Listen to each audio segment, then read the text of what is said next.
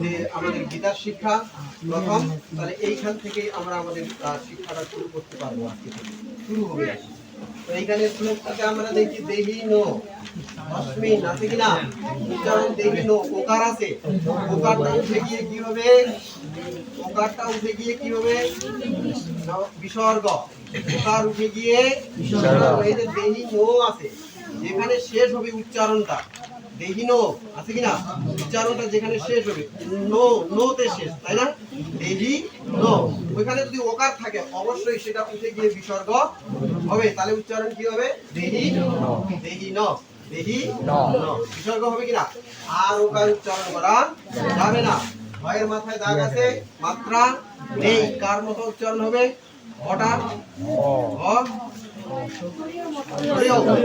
অ অ, তাই না, এটা হ বলা যাবে না।